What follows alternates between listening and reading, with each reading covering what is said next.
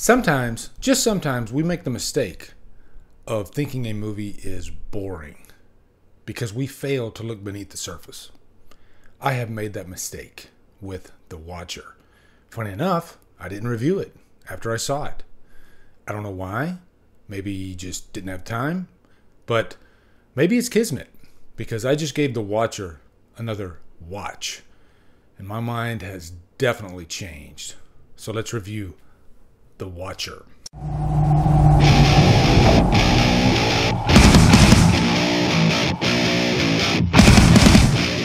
The Watcher stars Maika Monroe, Carl Glusman, and is directed by Chloe Okuno. What's up, guys? Welcome to a recent movie, but not a 2024 movie. This is a 2022 movie. This is The Watcher with Maika Monroe. She was just in Longlegs, which is now my favorite movie of the year. And I'm going to dedicate this review to a few people. Chris Snyder, Destiny Faulkner, and Erica Bro. Those three have constantly mentioned The Watcher, not to me, but just, you know, here and there I see them bring it up. And a couple times they've told me, it's really great. I don't know what you didn't see the first time. And so much that I felt the need to rewatch it. And I watched it today on Shudder. I heard screaming from in here, okay? Just open the door, please! Dreaming a tall, pretty girl looking back at me. And my mind has definitely opened up to this movie. And I think there are movies like this that we don't often grasp the first time, especially those ones that are considered like slow burns, or some might even call them boring. And I made the mistake of doing that. I failed to see the substance beneath the surface of this movie. I knew exactly what it was about. It's not like I wasn't paying attention to it. And the third act is pretty riveting, but I think I wanted more of a bloody thriller type movie. You know, my expectations got in the way of actually just respecting the filmmaker's vision. And this movie was intoxicating. Very, very intoxicating. And I'm just going to go off the cuff here. I don't have any notes or anything, but I felt the need to get up here and at least talk about it and recommend it to some of you that might not have given this movie a chance, or just let it pass you by, because it's a Shudder movie. And sometimes there's a lot of content that comes through Shudder and Tubi and other platforms, aside from what comes to the theater. I don't remember if this actually came to the theater or not. But check out The Watcher if you haven't. And it's one of probably 5 different Watcher movies. Watchers. We just had Watchers this year, which I didn't like. Wasn't that good. But yeah, first off, let's give you a quick plot synopsis. Maika Monroe plays Julia. She moves to Romania with her, I think it's her boyfriend. It might be her husband, but I think it's her boyfriend. She speaks very little of the language over there. And that's part of the charm of this movie, is actually watching her try to navigate her way around a foreign country. And I can relate to this because I was in the military and I've been to Japan and so many places over in the Middle East. I've actually stopped off in Romania. I've been to Germany a couple times, Italy. And there's always that language barrier. And every time I go, I wish I knew more, if any, of the language. I've learned a little bit in different countries, but not enough to really get by. Just greetings and whatnot. So she's making a conscious effort to try to learn the language, and she's doing quite well.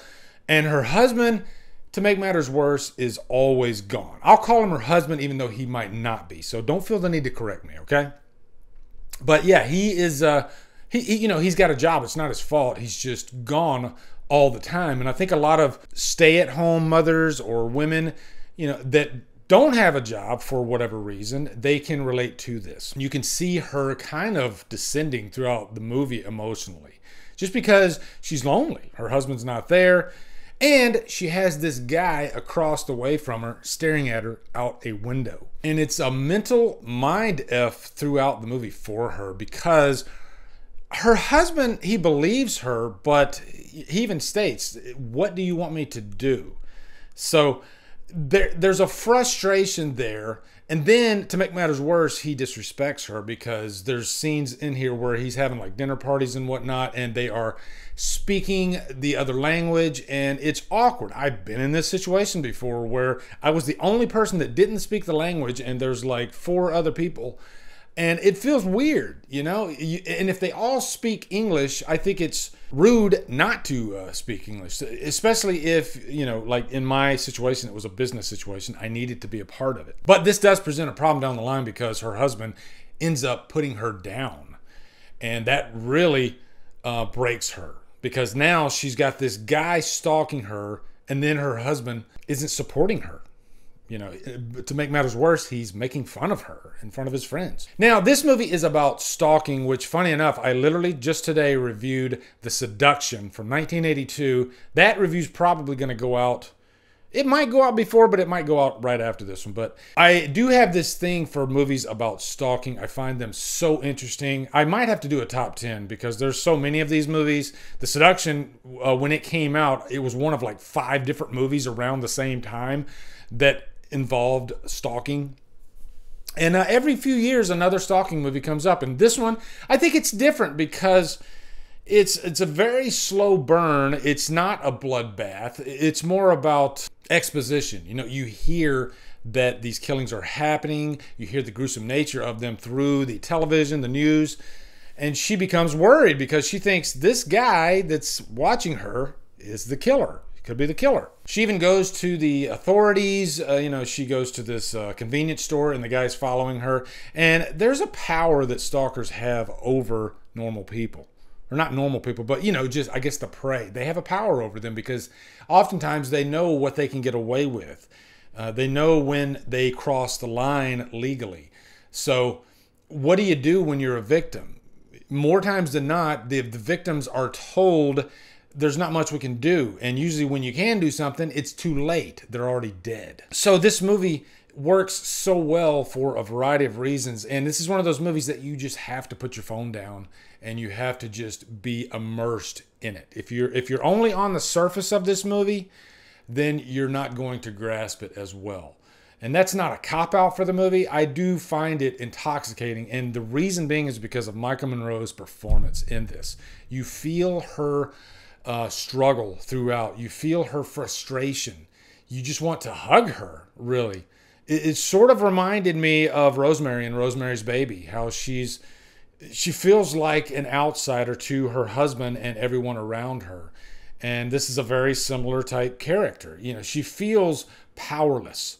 And that adds to the fear of the movie. It's not just this guy that's stalking her and following her. Now, Bern Gorman plays the stalker, and I think he is the perfect casting choice. I've seen him in quite a few different TV shows. He was in Game of Thrones, but he's also been in quite a few movies. He was in like one of the Batman movies, the Dark Knight movies.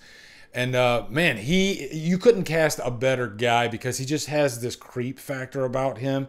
And I'm sure he's a nice guy in real life, but he just knows how to play that type of character. He has that look that he could be really nice and then he could like turn on a dime.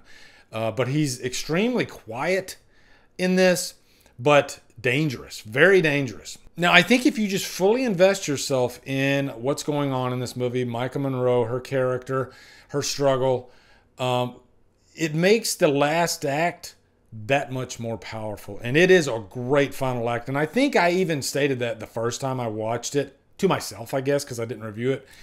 I thought the final act was great, but I wish I would have invested more time in everything that came up to it. So I'm glad I did this time because, man, this movie is so effective and it really kicks it over the ledge in the final act. And I won't spoil anything just in case there's a lot of you that haven't seen this movie, but I think this is where, you know, those that are looking for the violence, that's where you're going to get it. You're going to get it in the last act. But that doesn't take away from the build of the first 2/3 of the movie. And I think it is just beautifully directed. This is a gorgeous looking picture.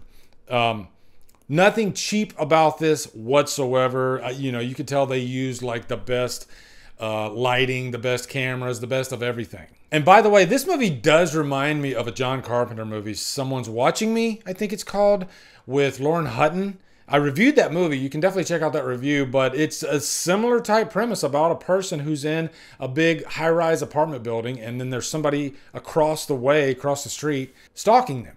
And it does have a similar pacing as this movie. It's not a bloodbath type movie. It's more of a slow burn. So yeah, both movies work very well. They'd actually make great double features. So yeah, giving this a high purchase worthy for sure.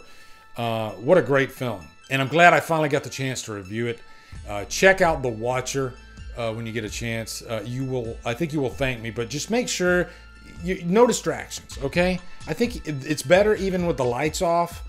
And again, just no phones, nothing. Just immerse yourself in this movie and it will be very rewarding, okay? So, let me know what you guys think of The Watcher. Looking forward to hearing your thoughts. Also, be sure to come over to Killer Flicks, where we talk horror all day and every day on Fridays, Rudy Fever Fridays. Follow me at Drumdums on my socials. Support me on Patreon. Become a channel member. My phone went off. It's The Watcher. Anyway, guys, thanks for watching. Drumdum out.